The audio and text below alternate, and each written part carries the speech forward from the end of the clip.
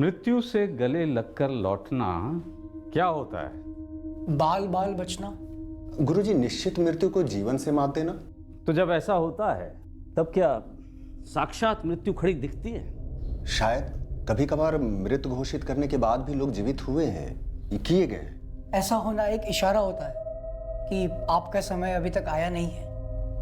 अंदर की आंख जाग जाए तो जीते जी मौत देख सकते हैं। कैसे गुरुजी? जीवन कैसे जीना है हमारे हाथ में होता है। हम देख सकते हैं हमारी जिंदगी को, ये कैसे देख सकते हैं कि मौत कैसे और कब आएगी? देखो, जीवन एक यात्रा है जिसका अंतिम पड़ाव है मृत्यु।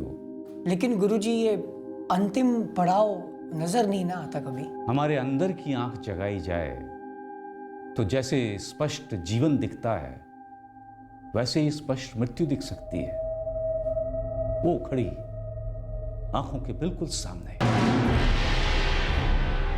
मुरारी के एक घर में मिली 10 लाशों का रहस्य और भी गहरा होता जा रहा है। क्या ये एक सामूहिक आत्महत्या की संधि थी या किसी भयंकर हत्या की साजिश? उड़ती खबरें तो कई हैं, पर इनमें से एक भी इस बात का अंदेशा नहीं देती कि किसी ने इस घर में घुसकर इन 10 लोगों के परिवार का सफाया किया। पर एक एक्सक्लूसिव खबर सिर्फ हमारे न्यूज चैनल F24 को मिली कि इन 10 मौतों के पीछे किसी तंत्र विधि, किसी किस्म की नरबली की संभावना हो सकती है। घर के दाहिनी तरफ पूजा घर के बाहर की दीवार पर 10 विचित्र तरह की ड्राइंग्स बनाई गई और हर ड्राइंग पर एक कील ठोकी गई। हाथ से बनी 10 तस्वीरें और घर में हुई 10 मौतें।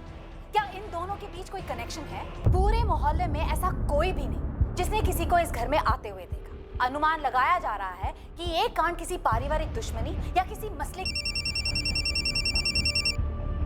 Good evening sir. Firoz, F24 news channel लगाओ। एक सवाल सभी कर रहे हैं कि क्या ये परिवार किसी तांत्रिक से सलाह मशवरा कर रहा था? क्या किसी बाबा के उकसावे के चलते इन 10 लोगों ने सामूहिक आत्महत्या की? कई लोगों का मानना है कि वो जो 10 तस्वीरें घर के बाहर बनाई गई थी वो किसी बुरी ताकत को दूर करने की गई थी। सुनने में आ रहा है कि घर से एक डायरी बरामद हुई। फिलहाल इस डायरी की डिटेल्स नहीं आए हमारे पास, लेकिन अनुमान लगाया जा सकता है कि ये डायरी इन मौतों पर रोशनी जरूर डालेगी। हाँ सर, हमारे केस से जुड़ा मामला लगता है। हाँ फिरोज, मुझे भी यही लगा। जिस तरह से लाशें मिली हैं इस केस में, क्या कोई कड़ी कॉमन है हमारे केस में और इस मुरारी केस में?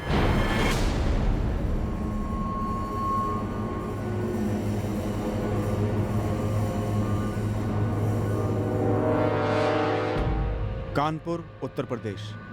61 वर्षीय तांत्रिक फूलचंद वर्मा अपने घर में रहस्यमय हालात में मरा हुआ पाया गया। इस केस ने हमें झकझोर के रख दिया था। हम ये साबित ही नहीं कर पा रहे थे कि ये एक आत्महत्या का केस था या फिर हत्या का। और अब ये 10 लोगों के परिवार की मौत वाला केस हमारे सामने आया था, जिसके चलते हम तांत्रिक फूलचंद वर्मा के केस को एक नई नजर से देखने लगे। क्या ये दोनों केसेस आपस में किसी भी तरह से जुड़े थे? 13 सितंबर 2017 को हमारे कंट्रोल रूम में एक कॉल आया था। फूलचंद वर्मा की मौत की खबर दी गई थी। शुरुआत से ही फूलचंद वर्मा की मौत रहस्यमय लग रही थी।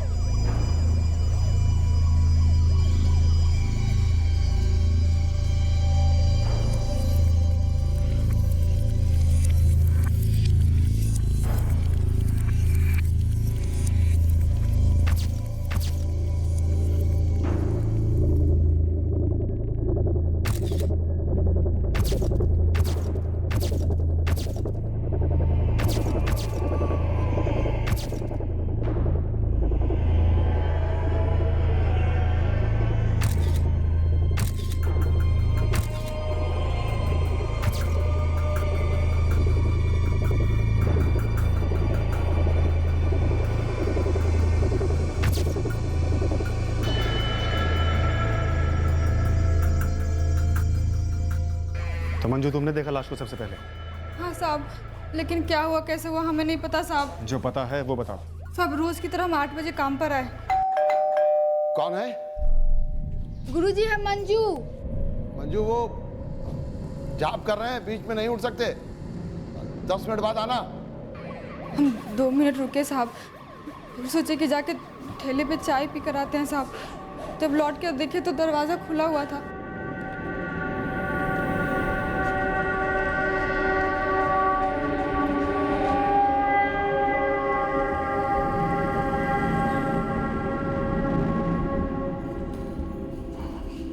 हम रोज़ की तरह झाड़ू लगाते लगाते जब गुरुजी के पूजा वाले कमरे तक पहुँचे,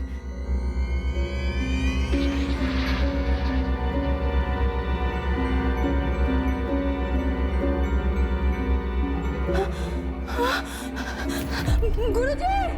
गुरुजी! गुरुजी!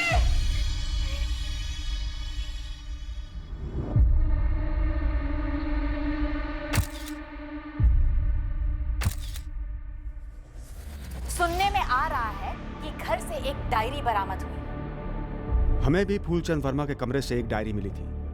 एक डायरी जिसमें काफी कुछ लिखा गया था, जीवन और मृत्यु के बारे में। वो दो लोग कौन थे जिन्हें तुमने यहाँ से जाते हुए देखा? हमें नहीं पता साहब, लेकिन देखने में बाबा लोग लग रहे थे।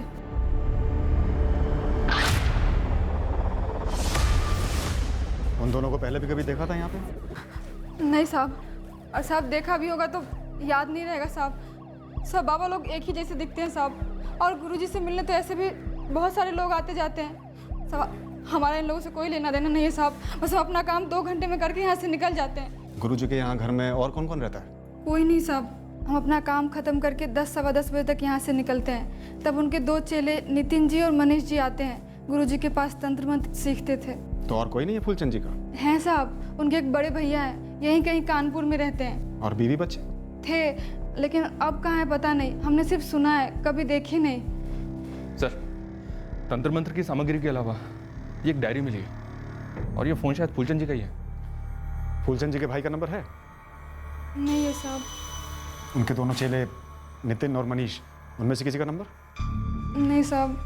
फिर उस फोन में चेक करो, बड़े भाई का नंबर या दोनों चेलों में से किसी एक का नंबर तो होगा ही होगा। नौकरानी मंजू बता रही थी कि उसने 2 बाबा लोगों को निकलते हुए देखा था घर से बाहर सुबह। आप लोगों ने से किसी ने देखा? नहीं साहब, हम तो अपने घर के अंदर ही बैठे थे, हमने किसी को आते जाते नहीं देखा। मंजू ने बताया कि फूलचंद जी का परिवार है कहीं, आप जानते हैं उन्हें? अच्छी तरह से जानते हैं साहब, यहीं रहता था। लेकिन 10 साल पहले फूलचंद जी और उनकी पत्नी का तलाक हो गया था, और उनकी पत्नी दोनों बच्चों को लेकर कहीं चली गई थी। और कोई जानता है फूलचंद जी के बारे में? कोई उनका दोस्त, रिश्तेदार वगैरह? वो उनके बड़े भाई हैं ना रघुवीर जी, उनको पता होगा। हाँ जी, हम रघुवीर वर्मा बात कर रहे हैं। फूलचंद जी के बड़े भाई? जी हाँ, बात क्या है? फूलचंद जी का देहांत हो गया है, शायद मर्डर हुआ है। मर्डर? फूलचंद का? हमें लगता तो ऐसा ही है, पर अभी क्लियर नहीं है। फूलचंद जी की लाश लटकी हुई पाई गई है। आप गिरधर नगर थाने आ जाइए। ठीक है।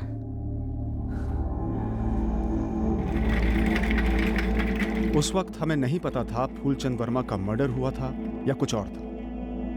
अगर ये सुसाइड है तो बहुत अजीब सुसाइड है, और अगर ये मर्डर है तो इसे सुसाइड का रंग देने की कोशिश की गई है। दोनों संभावनाओं के एंगल्स दीजिए डॉक्टर बस्ती। ये देखो, फर्स्टली कपड़ा मुंह में ठूसा गया है। सुसाइड है तो कोई खुद ऐसा क्यों करे? शायद डर के मारे कि कहीं खुद चिल्ला ना दे, चीख ना दे आखिरी पलों में। आमतौर पर इस तरह के सुसाइड केसेस में एक कुर्सी या स्टूल जरूर मिलता है, जिसमें खड़े होकर विक्टिम ने खुद को लटकाया होता है, कुर्सी को लात मारी होती है। जनरली कुर्सी 1 या 1.5 फुट दूर मिलती है लाश। हमारे केस में भी एक कुर्सी मिली है, लेकिन कमरे के दूसरे छोर पर।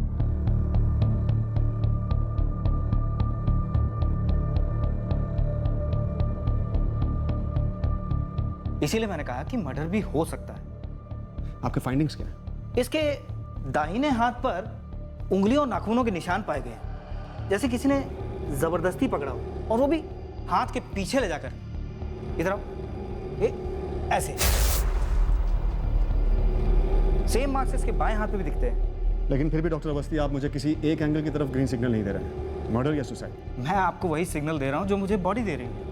बाकी आपकी इन्वेस्टिगेशन को फाइंड आउट करना है कि इसकी दुनिया और इसके आसपास के लोग क्या कहते हैं।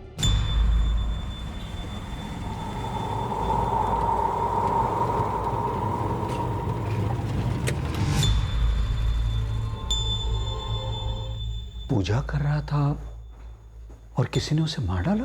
ऐसा लगता है रघुवीर जी।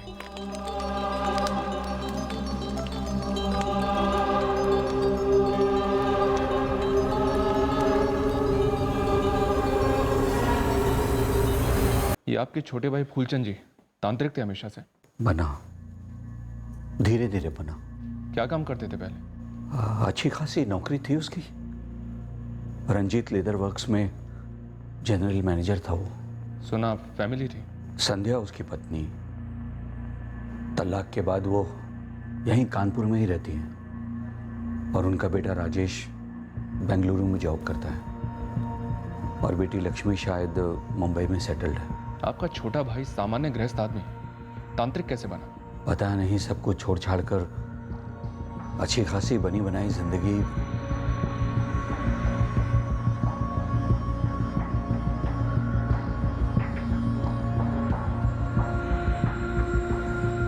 मनीष, नितिन, काम वाली को तो जानती होगे तुम दोनों? मंजू। हाँ, मंजू ने हमें बताया कि जब उसने घर की डोरबेल बजाई तो अंदर से किसी ने उसे 10 मिनट रुकने के लिए कहा। जाप कर रहे हैं, बीच में नहीं उठ सकते। ये सुबह 8 बजे की क्या पूजा होगी? शुद्धिकरण, बुरी ताकतों को भगाने वाली पूजा।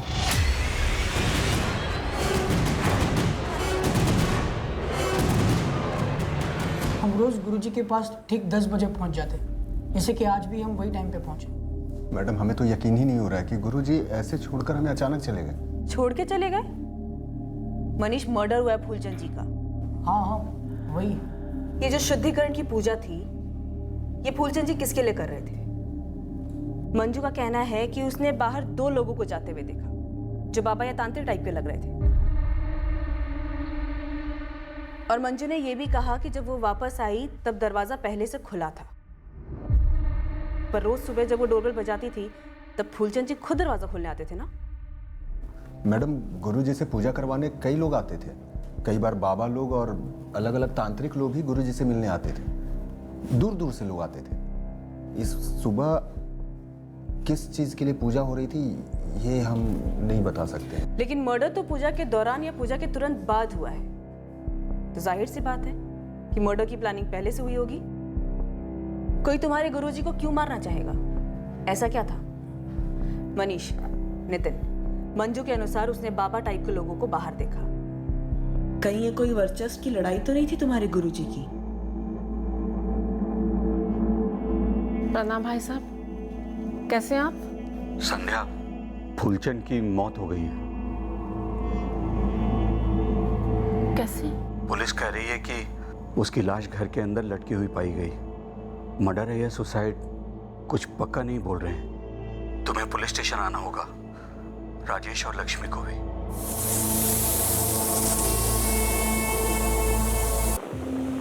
लक्ष्मी, तुम्हारे पापा नहीं रहे, पुलिस केस है, कह रहे हैं कि मर्डर या सुसाइड हो सकता है।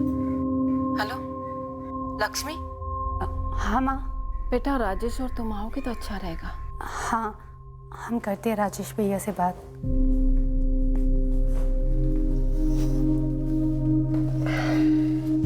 तेजस, वो पापा की डेथ हो गई। What?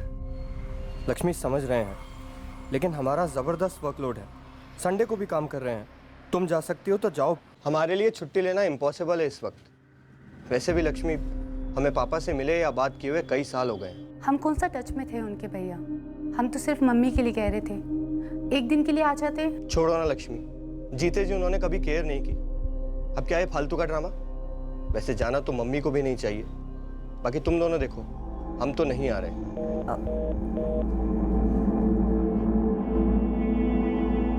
फूलचंद की तलाकशुदा पत्नी संध्या और बेटी लक्ष्मी से हमें सुनने को मिलने वाली थी एक कहानी,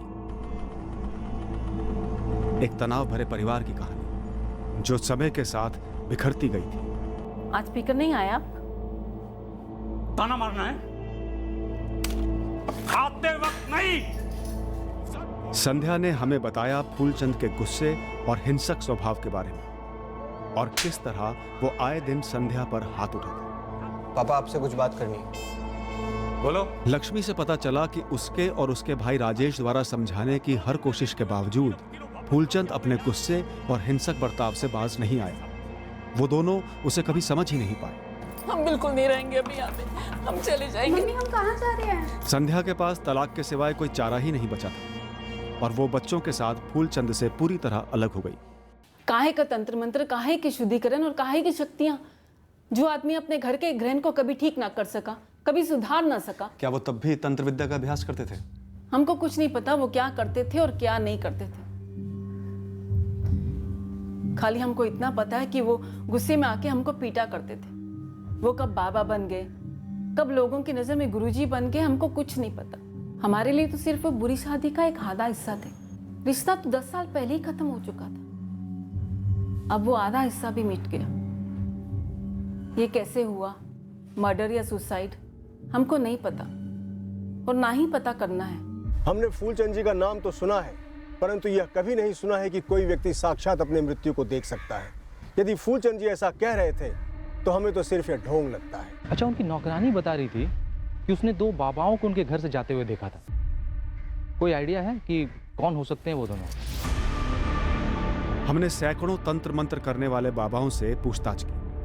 कोई भी स्पष्ट रूप से बता नहीं पा रहा था कि नौकरानी मंजू कनौजिया ने जिन 2 बाबाओं को कत्ल की सुबह फूलचंद के घर से निकलते देखा था वो कौन हो सकते थे।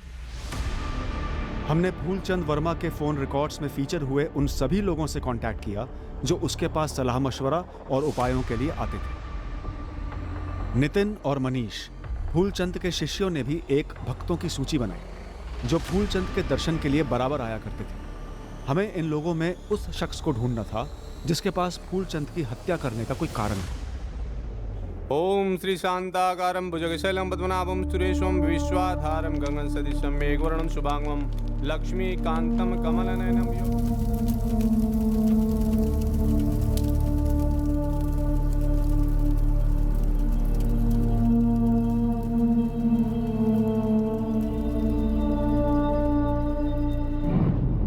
केस को सुसाइड केस करार देकर क्लोज करना जल्दबाजी हो जाता, पर इसके पहले कि हम ऐसा सोचते भी, हमें केस हत्या का होने का एक ठोस एंगल मिल गया। एक नहीं, दरअसल 2 एंगल। मैडम जी, आप इस शिवनगर के रहने वाले कपिल सिंह से पूछताछ कीजिए ना।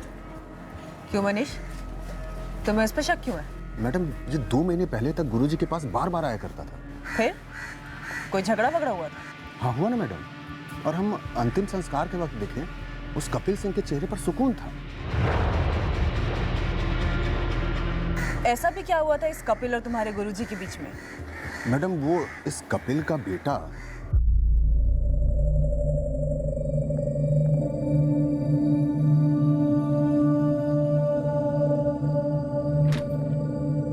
विवेक, विवेक बेटा क्या हुआ? विवेक, विवेक ये लीजिए, ये लीजिए। उठ जा बाबू। पापा मसला। बेटा क्या हुआ? बेटा क्या हुआ?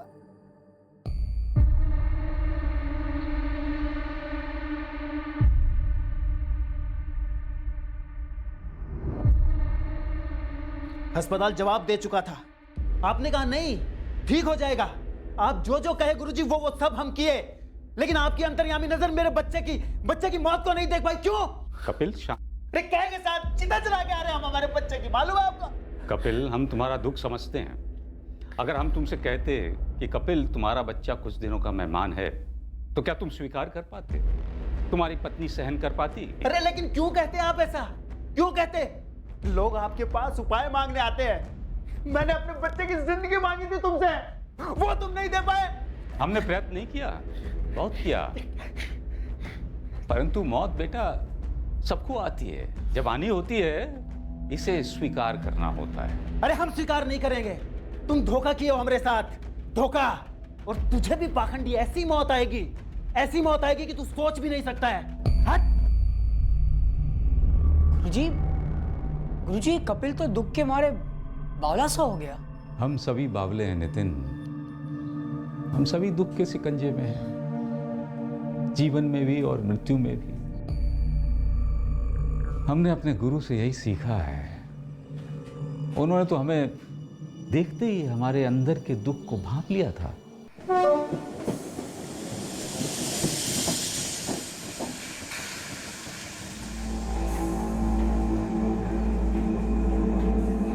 हमारी पत्नी और हमारे बच्चों का हमें छोड़कर चले जाने का दुख हमारी आत्मा को घोट रहा था। हम टूट रहे थे, बिखर रहे थे, और हमारी पीड़ा हमारे गुरु ने हमारे चेहरे पर पढ़ दी। बहुत परेशान लग रहे हो। घाव भी ताजा है और गहरा भी, मानो दर्द का कुआं है ये घाव। तुम्हारे भीतर है ना ये घाव। हाँ।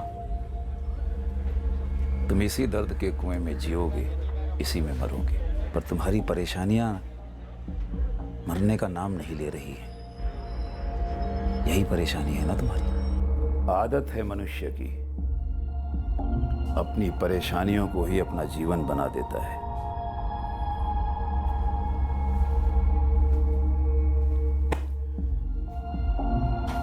फिर अपेक्षा करता है कि परेशानियां समाप्त हो जाएं। कैसे होंगी? परेशानियों को हम अपने आप से लिपटा के जो रखते हैं, फिर सोचते हैं अब केवल मृत्यु ही है जो इन परेशानियों से मुक्ति देगी। सच कह रहे हैं बाबा, हमारा तो हर दूसरे दिन मन करता है कि मर जाए, छूट जाए। ऐसा सोचने वाले केवल तुम ही नहीं हो। और फिर मृत्यु कोई इच्छा तो है नहीं जो पूरी होती है या नहीं होती है। मृत्यु तो एक सत्य है, एक मंजिल है जहां तुम्हें हर हाल में पहुंचना है। अब वहां की गाड़ी या जहाज तुम्हारे कब आएंगे ये तो कोई नहीं बता सकता। आप बता सकते हैं कि हम अपने दुख के साथ कब तक जिएंगे? कितना जीना चाहते हो अपने दुखों के साथ? साल बोलो। और एक सेकंड नहीं, हम तो इस यात्रा को खत्म करना चाहते हैं। हमें मृत्यु चाहिए। मृत्यु चाहिए तो ध्यान लगाकर एक समय तय करो जब तुम्हें जाना है, जा सकोगे। यह शक्ति हम सब में है। अगली बार जब तुम यहां आओगे हम तुम्हें नहीं मिलेंगे इस संसार में। ऐसा क्यों कह रहे हैं गुरुजी? कह नहीं रहे, देख रहे हैं अपनी मृत्यु को। हमारे गुरु ने सारी विद्या, सारी हिम्मत हमें दे दी थी, और जब अगले दिन हम उनके दर्शन और सेवा के लिए पहुंचे तो वो जा चुके थे। अरे बाप रे, मतलब एक दिन पहले बोले और दूसरे दिन चल बसे। हाँ गुरुजी, उन्होंने अपनी मृत्यु देखी? वो तो हम नहीं कह सकते, लेकिन कोई आभास उन्हें हुआ अवश्य था।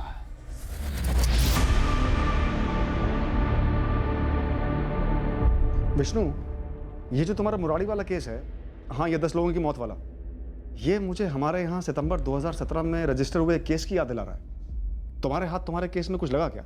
नहीं राजपूत, अभी नहीं। हालांकि रोज नई कहानियां, नए एंगल्स उभर आते हैं। बेसिकली हम पोस्टमार्टम की राह देख रहे हैं ताकि डिटेल रिपोर्ट साथ लगे।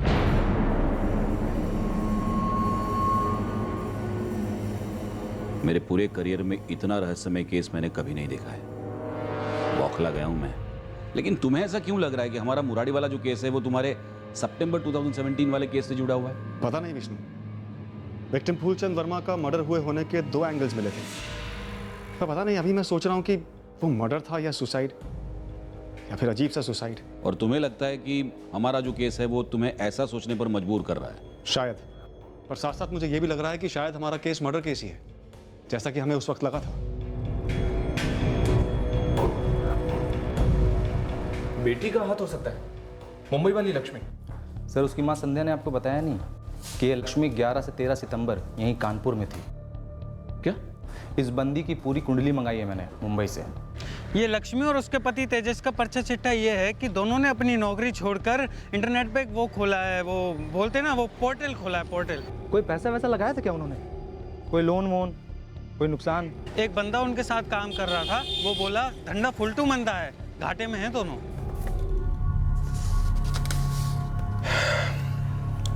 लक्ष्मी, कैश फ्लो माइनस में गया है। पोर्टल आगे बढ़ाना है तो हमें एक साथ एक बड़े अमाउंट की व्यवस्था करनी ही पड़ेगी। हाँ जानती हूँ, लेकिन पापा से मतलब तुम जो कह रहे हो वो इम्पॉसिबल है तेजस। तुम एक बार राजेश से बात करोगी? लक्ष्मी, लास्ट टाइम जब हम उनसे बात किए, एज यूजुअल जिंदगी की मोह माया पर लेक्चर शुरू कर दिए। वो क्या हेल्प करेंगे? अरे बच्चे हैं हम उनके, कुछ तो फीलिंग होगी ना हमारे लिए। फीलिंग्स तो दूर की बात है, अगर उनमें रत्ती भर भी जिम्मेदारी होती ना तो वे ऐसे नहीं होते जैसे हैं या हो गए हैं। तुम ही ट्राई करो, देखो क्या कहते हैं। वैसे अगर हमारे पास पैसे होते तो हम जरूर देते, पर तुम जानती हो है नहीं। All the best. Phoolchand ji जहाँ रहते थे और जहाँ मरे, उस कोठी को लेकर मसला हो सकता है। पर कोठी तो छोटी सी है। पर सर कहाँ है ये तो देखिए, सोने की खदान में। आसपास हाई क्लास इलाका बन रहा है। मार्केट रेट के हिसाब से जाएं तो 45-50 लाख तो कहीं नहीं गए। लेकिन इस लक्ष्मी ने तो हमसे कहा है कि वो सालों से अपने फादर से मिली भी नहीं है। सुकून तो मिला मुझे, झूठ नहीं बोलूंगा। कलेजे में ठंडक पड़ गई उसका मरा हुआ मुंह देख के। यही देखने तो गए थे वहां पे, उनके अंतिम दर्शन को थोड़ी गए थे। हमें लगा किस्मत ने हमारा बदला ले लिया है। पूरा नाम क्या है इस किस्मत का? नंबर 2, कितने की सुपारी दी थी? एक से ज्यादा लोग रहे होंगे। पूजा के बहाने गए थे ना फूलचंद के पास?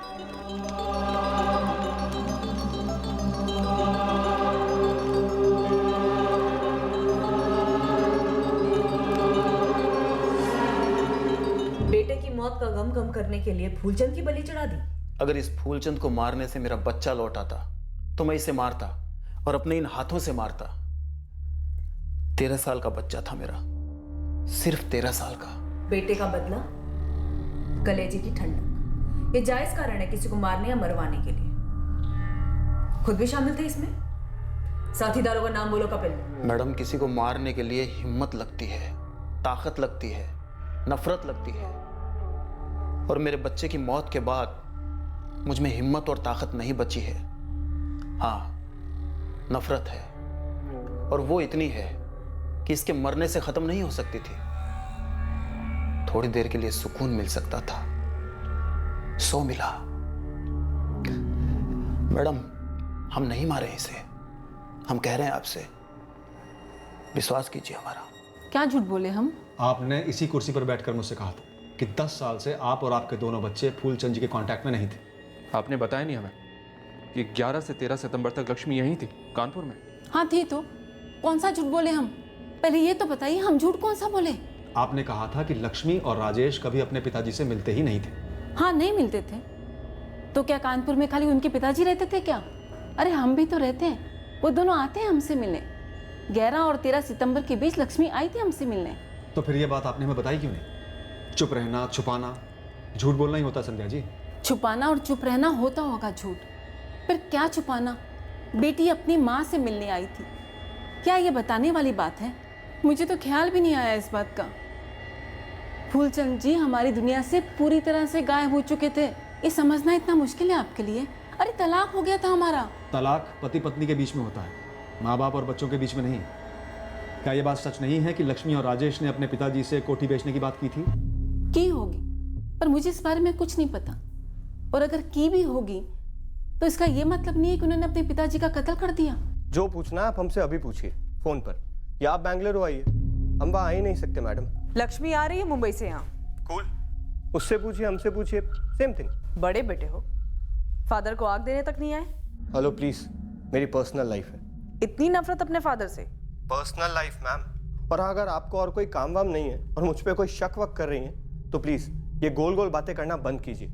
यहाँ आइए बेंगलुरु सबूतों के साथ और डाल दीजिए हमको जेल में, लेकिन प्लीज तब तक हमें डिस्टर्ब ना करें। आप लोगों को और कोई नहीं मिला तो हमको फंसाने चले, सिर्फ इसीलिए कि 11 से 13 हम यहाँ कानपुर में थे। तुमने जॉब छोड़ा, तुम्हारे हस्बैंड ने जॉब छोड़ा, ऑनलाइन स्टार्टअप पोर्टल फेल हो गया, तुम लोग फंडिंग के लिए तुम्हारे फादर की कोठी बेचना चाहते थे। तो उनका मर्डर करके कोठी कैसे बिकती बताइए? तुम हमें बताओ लक्ष्मी, तुमने हमें क्यों नहीं बताया कि 11 तारीख से लेकर 13 तारीख तक तुम कानपुर में थी और अपने फादर से मिली भी थी? हम सिर्फ अपनी माँ के साथ थे और इस बीच ना ही हम अपने फादर से मिले ना ही उनसे बात की। वो दोनों आदमी कौन थे जो तुम्हारे फादर को मारने आए थे? हमें कैसे मालूम होगा? और for you kind information officer, funding की क्रंच है हमारी और वो हम लोन से पूरा कर रहे हैं, बैंक लोन जो अप्रूव भी है। तुम्हारे भाई के दिल में काफी नफरत भरी लगती है तुम्हारे फादर के खिलाफ। ऐसा कुछ नहीं है, रंजित थी, गुस्सा भी था, लेकिन बचपन की सारी यादें इतनी बद्दी नहीं है मैडम। इस शहर में गुजरा था हमारा बचपन, माँ यहाँ रहती है इसलिए आते जाते हैं। और लास्ट टाइम सुन लीजिए, हम अपने फादर से नहीं मिले और ना ही हमने उन्हें मरवाया।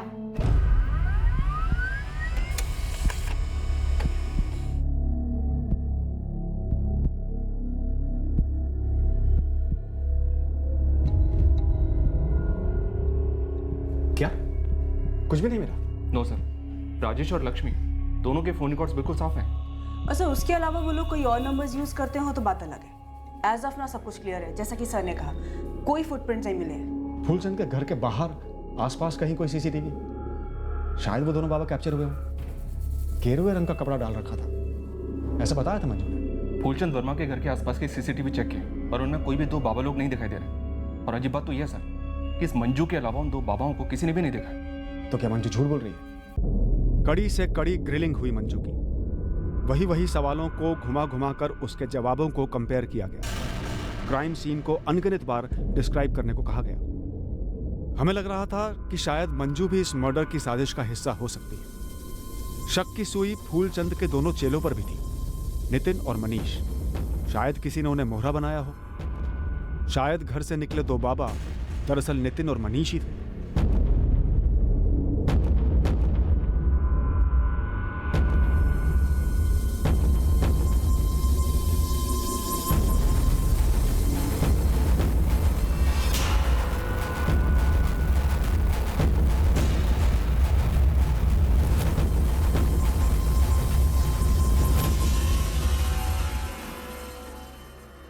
क्या वाकई में यह सुसाइड ही था? क्या फूलचंद ने खुदकुशी की थी? सर फूलचंद की डायरी स्कैन की, इसमें केवल तंत्र मंत्र के पार्ट हैं जो शायद वो सालों से सीख रहा होगा। सब पूरी तरह से तो नहीं समझी, लेकिन इस डायरी के हर एक पार्ट में अलग अलग किस्म के पावर्स, उन पावर्स को हासिल करने के मंत्र और तरीके हैं। अलग अलग किस्म के पावर्स? जी सर, खुद की और दूसरों की लाइफ को देखने का पावर और इच्छाओं पर पावर। दुनिया से चले जाने का पावर, मौत को देखने का पावर, इसका भी जिक्र है सर। तो हाइपोथेटिकली स्पीकिंग फूलचंद ने अपनी मौत देखी, डेथ बाय सुसाइड। लेकिन सब फूलचंद के हाथों पे निशान थे, किसी ने उसे पकड़ के रखा था। तो किसी ने असिस्ट किया फूलचंद को? सर शायद मंजू को इसके बारे में कुछ पता, असिस्टेड सुसाइड के बारे में, क्योंकि मंजू के अकॉर्डिंग उसने घर से 2 लोगों को निकलते हुए देखा था। आत्महत्या का प्लान, वो भी मिलकर। साहब आप लोग ये कैसी कैसी बातें कर रहे हैं साहब, हमारी तो कुछ समझ में नहीं आ रहा है। 10 महीने हो गए हैं फूलचंद को गए हुए, लगभग 1 साल। अब और झूठ नहीं चलेगा मंजू। क्या तुमने वाकई उन दोनों बाबाओं को उस घर से जाते हुए देखा था, या हमें गुमराह कर रही थी किसी के कहने पर? कहीं वो दोनों मनीष और नितिन तो नहीं थे? मैडम कसम खा के कहते हैं मैडम, जब चाय पीकर हम वापस आए तो हमने देखा कि घर के पास से 2 बाबा लोग गुजर रहे थे। अब वो लोग घर के अंदर से आए थे या नहीं ये नहीं जानते हम, बस घर का दरवाज़ा खुला हुआ था।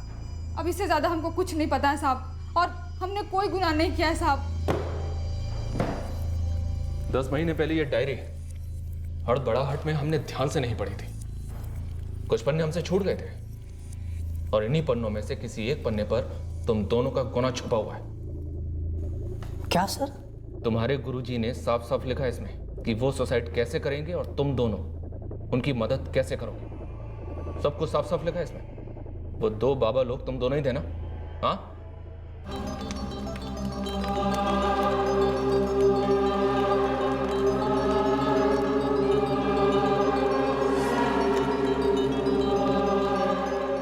तुम दोनों ने गुरुजी की सुसाइड करने में मदद की।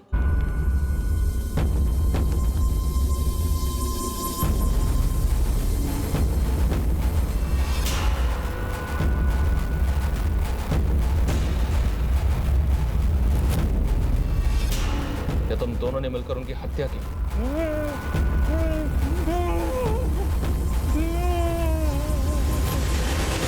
नहीं सर, ना हमने गुरुजी को मारा है, ना उन्हें आत्महत्या करने में उनकी मदद की है। उस सुबह हम लोग 10 बजे पहुंचे हैं वहां पर।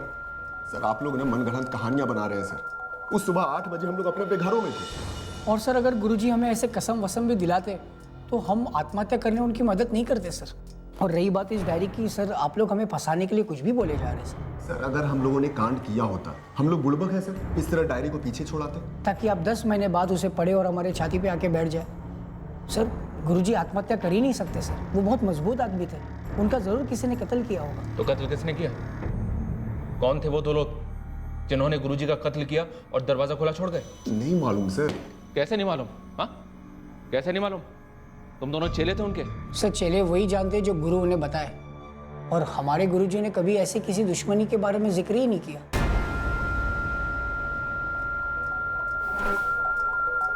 हम घूम फिर कर वापस कत्ल और सुसाइड के बीच की अंधी गली में खो से गए थे। नया सुसाइड वाला एंगल भी ज्यादा दूर तक नहीं जा पाया था। पर अब यह केस लगभग 10 महीने बाद फिर एक बार रोशनी में आया और इस बार सुलझने के आसार नजर आने लगे। केस में ब्रेक थ्रू फूलचंद के बड़े भाई रघुवीर वर्मा की तरफ से आए। क्या आपकी बुआ के लड़के? जी, जितेंद्र और पुरुषोत्तम राठी।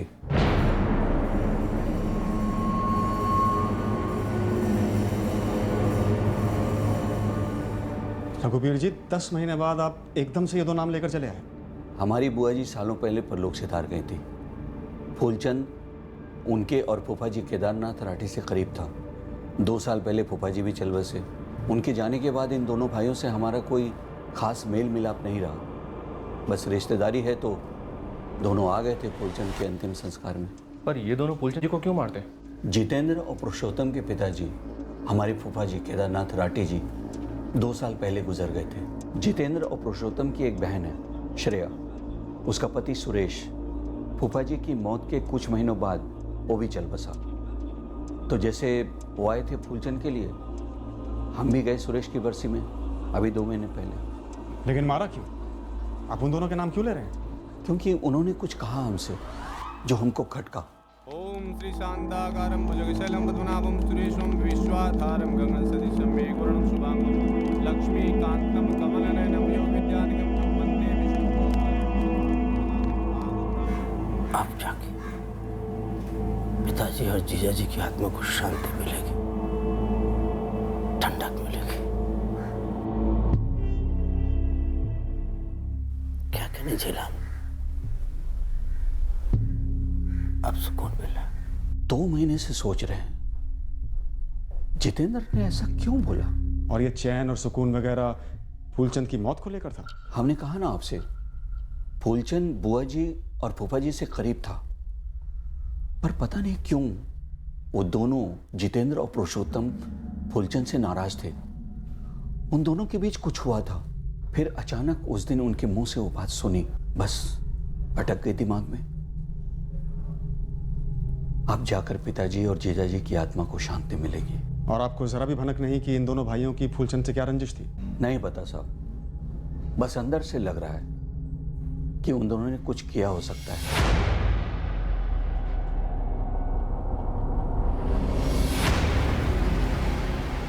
हम इन राठी भाइयों को बिना सबूत के उठाना नहीं चाहते थे। दोनों के फोन रिकॉर्ड्स में फूलचंद वर्मा के साथ किसी प्रकार का कांटेक्ट सामने नहीं आया। न मौत की सुबह कोई फोन कॉल्स हुए थे और न ही पहले, जो किसी साजिश का अंदेशा दे सकते। फूलचंद वर्मा की कोठी के आसपास की जो सीसीटीवी फुटेज हमने 10 महीने पहले निकलवाई थी, 2 बाबा की तलाश के लिए उसे फिर से देखा गया। इस बार जितेंद्र और पुरुषोत्तम राठी की तलाश में। ये दोनों थे? साहब, हम आपको कितनी बार कह चुके हैं, हमने उन्हें पीछे से देखा था, चेहरा नहीं देखा था साहब। सफेद कपड़ा पहने हुए थे, वो गेरुआ कपड़ा कंधे पे रखा हुआ था, बाबा लग रहे थे साहब। सर, कुछ मिला है?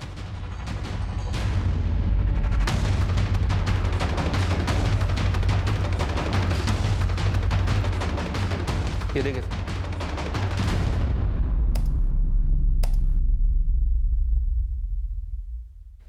जितेंद्र और पुरुषोत्तम फूलचंद की कॉलोनी के पास थे उस दिन 13 सितंबर 8:25।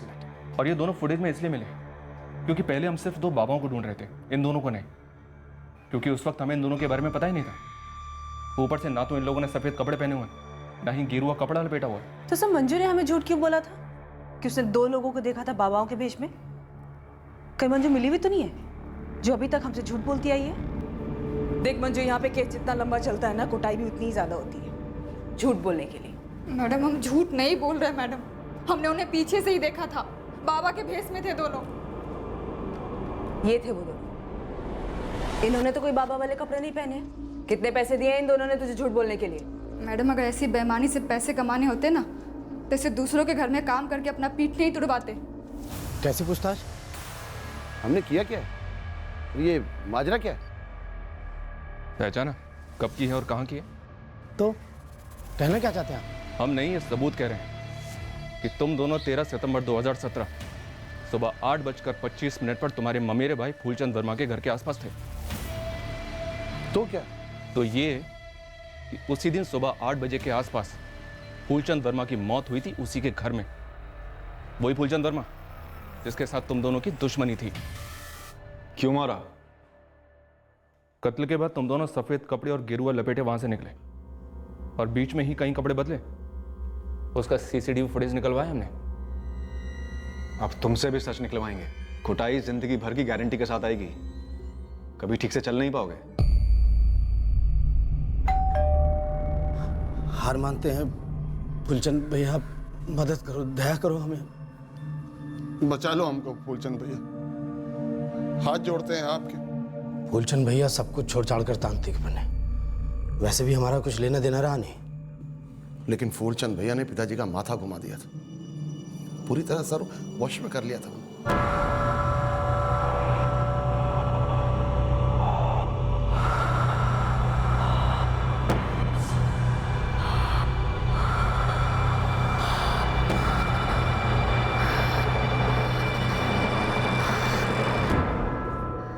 फूलचंद भैया आज के बाद यहाँ नहीं आएंगे हम। आपने बाबूजी का दिमागी घुमा दिया, दिन रात पकड़ाने रहते। जितेंद्र, पुरुषोत्तम, ये पागलपन नहीं, ये विद्या है। अरे विद्या विद्या नहीं चलेगी इस घर में, ये जादू टोना ये सब कुछ नहीं चलेगा, समझा? चलिए। जितेंद्र, तुम्हें क्या लग रहा है हम फूफा जी का वशीकरण कर रहे हैं? इस घर में बुरी शक्तियों को बुलवा रहे हैं। अच्छी शक्तियां भी नहीं चाहिए हमको, हम जैसे बहुत खुश हैं बस। आप पिताजी के दिमाग में कुछ ना कुछ डब भर देते हो और वो पगला जाते हैं। ये सब मत कीजिए फूलचंद भैया, मत कीजिए सब। आज के बाद इस घर के दरवाजा हमेशा के लिए बंद है आपके लिए। चलिए चलिए, निकलिए, जाइए। चलिए।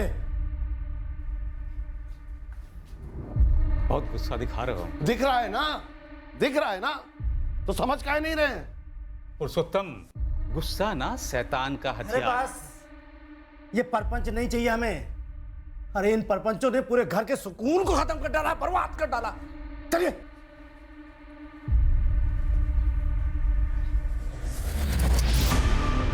जितेंद्र, बर्बादी तो तुम्हारा अहंकार लाएगा और वो दिन दूर नहीं है। हमको दिख रहा है सब कुछ। तुम स्वयं इस घर की शांति को भंग करोगे। हमारे घर में खड़े होकर हमारी बर्बादी चाह रहे हो? हैं? दफा हो जाओ, दफा हो जाओ, वरना तुम्हें भंग कर देंगे हम। चलो।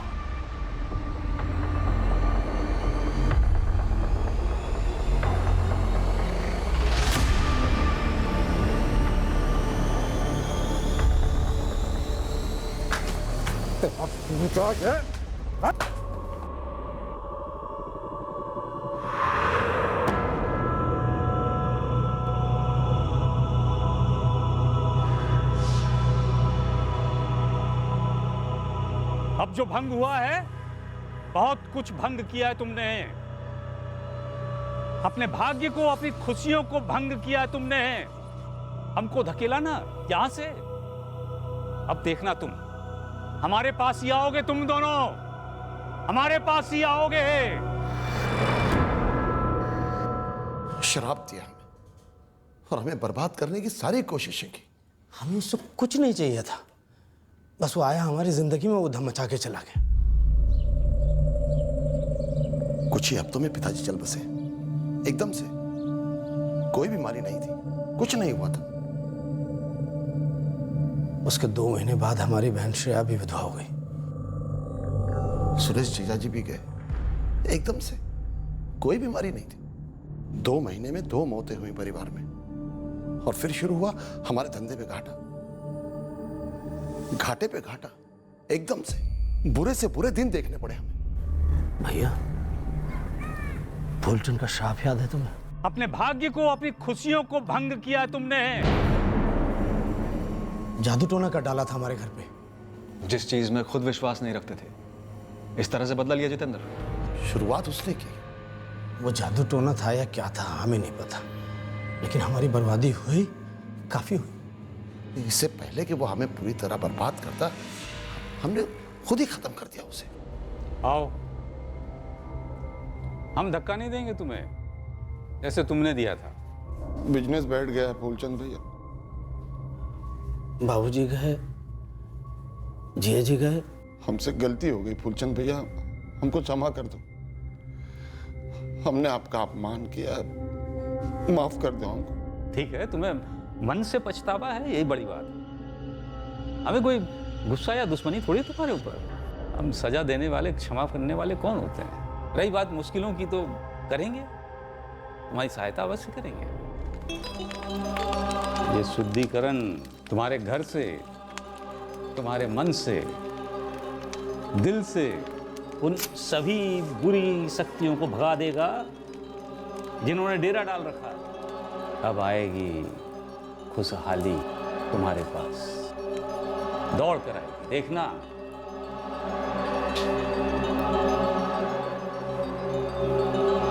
ना ना ना ना ना ना, पूजा बीच में नहीं उठना, बैठो बैठो बैठो बैठो बैठो। तुम हमें दुनिया से उठाने के चक्कर में थे ना फूलचंद भैया। आज कुछ नया करते हैं। आज हम तुम्हें उठाएंगे हमेशा के लिए। क्या कह रहे हो तुम लोग? तुम बुलाओ अपनी शक्तियों को, अपनी ताकतों को तुम्हें बचाने के लिए। अरे पागल हो गए क्या? फिर देखते हैं तुम्हारी शक्तियां, तुम्हारी ताकतें तुमको कैसे आती हैं बचाने के लिए। पागल हो गए हो? क्या कर रहे हो? समझ नहीं रहे हो तुम, गलत हो जाएगा बहुत। आपको सबकी जिंदगी सबकी मौत दिखाई देती है ना, आज अपनी मौत देखो। हाँ, देखो टोटका शुरू करो फूलचंद भैया, टोटका शुरू करो।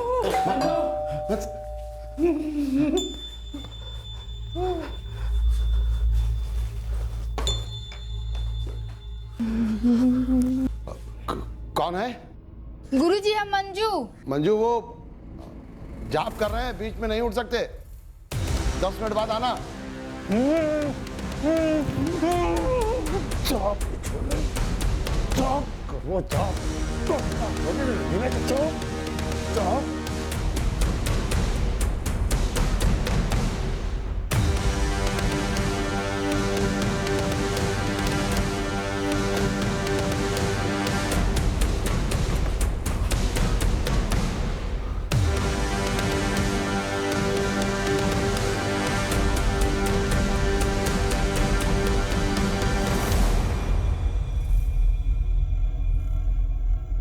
फूलचंद को मार के अच्छे दिन लौट आए हैं तुम्हारे? हमारा मकसद अच्छे दिन वापस लाना नहीं था सर। हम कभी अच्छे दिन बुरे दिन के हिसाब से नहीं चलते थे। बस उसका हमारे घर आना और ये सब चीज़ें करना कोई ज़रूरी नहीं था। हम तो नहीं गए थे उसके घर कि हमारे लिए अच्छे दिन ले आओ।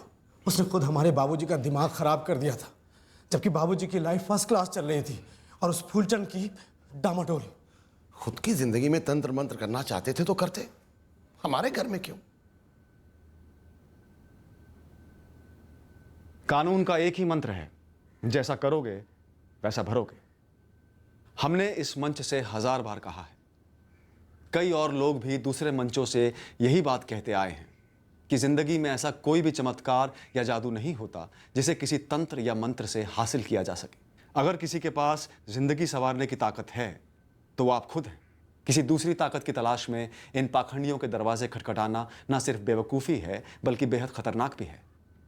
फिर मिलेंगे एक और नए केस के साथ। क्राइम पेट्रोल सतर्क। जय हिंद।